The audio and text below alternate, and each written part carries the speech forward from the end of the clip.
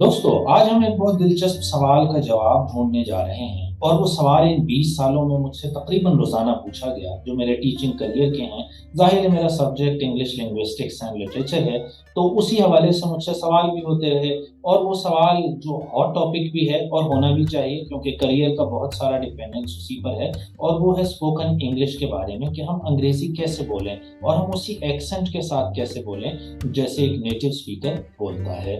तो उसमें दिलचस्प बात यह है कि हमारा जो तालीमी निज़ाम है वो ज़ाहिर है कि रीडिंग और राइटिंग से शुरू हुआ था, जो नेचुरल ऑर्डर के बिल्कुल खिलाफ है। तो सबसे अहम बात तो इसमें यही है कि उस नेचुरल ऑर्डर को कैसे फॉलो किया जाए, और वो है क्या। नेचुरल ऑर्डर दोस्तों, जैसा कि आप में से अक्सर को मालूम है, वो है लैंग्वेज की 4 स्किल्स में लिसनिंग, स्पीकिंग, रीडिंग और राइटिंग है।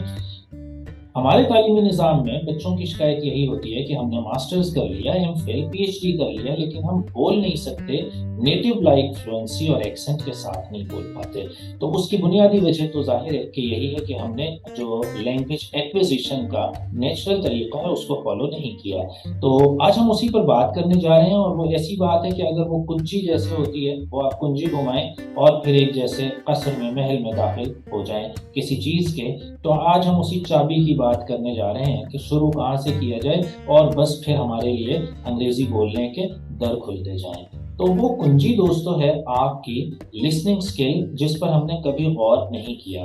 अच्छा, अब लिसनिंग स्किल को कैसे बेहतर किया जाए, शुरू कहाँ से करें, अहम क्या है उसमें, हमें तो समझ ही नहीं आती जो कुछ वो बोल रहे हैं। तो आज हम उसकी स्टेजेस पर बात करेंगे कि अगर आप उसको एक एक हफ्ता भी देंगे तो आप समझ लीजिए कि 4 हफ्तों में आप एक फ्लुएंट स्पीकर के तौर पे सामने आ सकते हैं। जी हाँ, 4 हफ्तों में आप फ्लुएंट स्पीकर के तौर पर सामने आएंगे अगर आप अपनी लिसनिंग स्किल को इम्प्रूव कर लेंगे, क्योंकि लिसनिंग इनपुट है और उसका आउटपुट ऑब्वियसली स्पीकिंग है। एंड बिलीव मी कि जब आप अंग्रेजी सुन रहे होंगे तो आपका ऑटोमेटिकली दिल चाहेगा कि हम बोलें भी सही। Believe me. तो सुनने का प्रोसेस क्या है, ये तो हमें बात समझ आ गई कि हमारे तालीमी निज़ाम में रीडिंग और राइटिंग से शुरू करते हैं। हालांकि नेचुरल वे, जैसे हमने अभी बात की कि बच्चा माँ के पेट से ही सुनना शुरू कर देता है और वो 1.5 साल में मम्बलिंग और बेबलिंग शुरू कर देता है, 5 साल में बेहतरीन स्पीकर होता है। इतनी छोटी उम्र में, हाँ, क्रिटिकल एज 13 साल है कोई भी लैंग्वेज सीखने के लिए, लेकिन 13 साल ना सही, चले आप 13 साल से बड़े हो गए, इफ यू डोंट माइंड, तो फिर भी सीखा जा सकता है। लेकिन अगर उसी ऑर्डर को फॉलो किया जाए जो हम 13 साल तक करते हैं, और वो क्या है कि लिसनिंग को इम्प्रूव कर लें। भाई कैसे करें, शुरू कहाँ से करें, ये भी एक कॉमन क्वेश्चन है।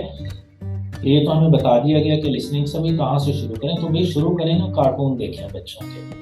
जी हाँ, कार्टून देखें, उसकी वोकैबुलरी, उसका सिंटैक्स, उसकी ग्रामर बच्चों जैसी होती है, सादा होती है। और बिल्कुल इसमें भी आप ये ना कहिएगा कि कहाँ से शुरू करवा रहे हैं, ये कैसी बात कर दी आपने। जी यही बात है, यहीं से शुरू करें। जैसा बच्चा अंग्रेजी जो है वो शुरू करते हैं, बोलते हैं, वही स्ट्रक्चर आप शुरू करें वहां से। उसमें इजी वे है।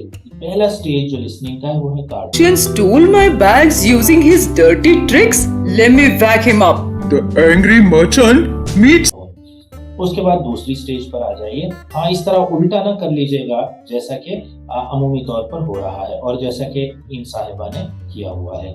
आपने सीधा रखना है बिल्कुल, यानी जो लर्निंग का हमारा तरीका है वो इसको पहले कार्टून और फिर लिसनिंग में दूसरी स्टेज पर आ जाए डॉक्यूमेंट्रीज। जी, been many important programs implemented all over the world by many nations working together, such as the United Nations Environment Program.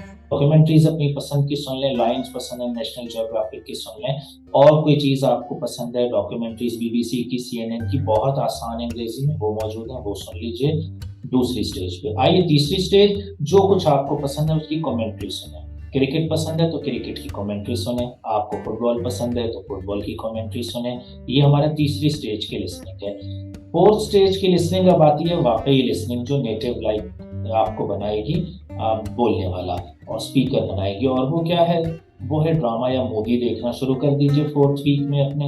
यानी एक हफ्ता आपने कार्टून को दिए और फिर दूसरा हफ्ता आपने डॉक्यूमेंट्रीज को, तीसरा हफ्ता आपने टॉक शोज पसंद है, पॉलिटिक्स पसंद है तो भाई बीबीसी पे जाइए, टॉक शोज सुनिए, न्यूज सुनिए। और फिर चौथी स्टेज पर हम आ गए तो आप ड्रामा और मूवीज देखिए।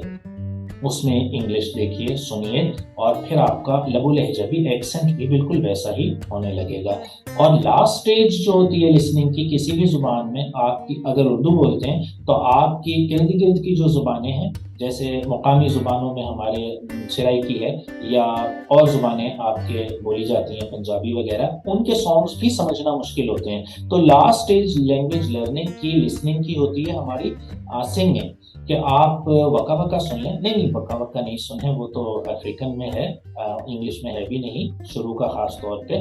तो आप कहें कि आपने लिसनिंग का कहा था, हमें 5th स्टेज पर पता ही नहीं चल रहा ये है क्या, तो भैया आप जेनिफर लोपेज़ को सुन लें, कोई भी अपनी पसंदीदा जो भी सिंगर है उसको सुनिए। लास्ट स्टेज है आपकी लिसनिंग की, और जब यहाँ तक आप पहुँच गए तो समझ लीजिए कि आप बहुत अच्छे से अब अंग्रेज़ी बोलना शुरू हो गए, बल्कि आप तीसरे हफ्ते ही में बोलना शुरू हो गए। एंड बिलीव मी कि आप तीसरे हफ्ते लिसनिंग करेंगे, सोने से पहले 10 मिनट का सेशन रखेंगे, जागने के बाद 10 मिनट का सेशन रखेंगे, तो आप ऑटोमेटिकली ऐसा ज़बरदस्त बोलने लगेंगे कि आप अपने से हैरान हो जाएँगे कि मैं इतनी अच्छी अंग्रेज़ी कैसे बोलने लग गया सिर्फ़ 2 हफ्तों के बाद ही।